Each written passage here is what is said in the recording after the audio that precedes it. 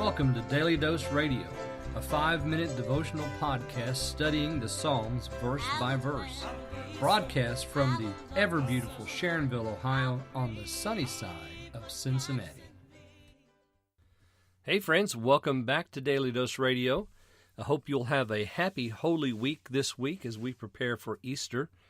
Yesterday was Palm Sunday. Today is the Monday after, and what a good week to celebrate the resurrection of Christ. I hope that you'll be able to do that this week. And today and all of this week, we're going to study Psalm 90, which is a perfect psalm for this week as we prepare for Easter on this coming Sunday.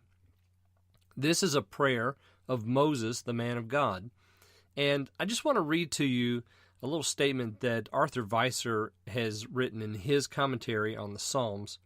He says, "The solemn and earnest spirit with which Psalm 90 is imbued, and the nobility and comprehensiveness of its thoughts give it an authority which it is not easy to evade." So true.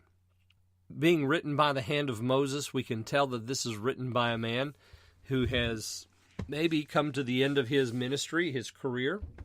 The Arthur Weiser points us back to Deuteronomy 32 and Deuteronomy 33, where he's giving a final sermon to the people of Israel. And, of course, he's dealing with some of the same themes in those chapters that he deals with here in this psalm. This psalm contains two major themes. Number one is the greatness of our God, his eternal and holy nature. The other theme is the brevity of man. We don't last long. And so we have those two themes really sort of going back and forth, rocking back and forth throughout the psalm.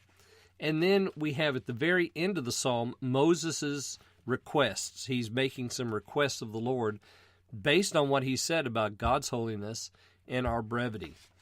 So let's jump right in here. We're going to read the first 3 verses today. And the first 3 verses actually set up for us the whole thematic scheme of the psalm, because we begin in verses 1, 2, and 3 to understand that we're going to talk about God's eternal and holy nature and man's brevity. So God's nature, man's brevity. So we're going to talk about those two things. That's set up for us in the first 3 verses. "Lord, thou hast been our dwelling place in all generations.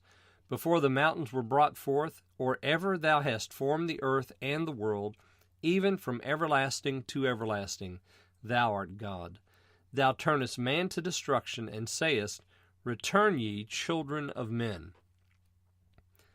So you see, as I said, the very first 3 verses set up for us the themes of this psalm.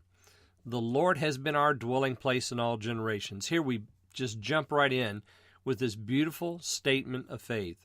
The Lord is our dwelling place. He has been our dwelling place. So if there's a future that we're uncertain about, we just need to remember that the Lord has been our dwelling place in all generations. And what a great confession of faith to make for ourselves. Lord, you have been my dwelling place in all generations. And he has. From generation to generation. Men can't go from generation to generation, but God can. "Before the mountains were brought forth, or ever thou hast formed the earth and the world, from everlasting to everlasting, thou art God." There's our first theme, God's eternal nature. And we're going to watch this proceed throughout the body of the psalm. And then we have our second theme, "Thou turnest man to destruction, and sayest, Return, ye children of men."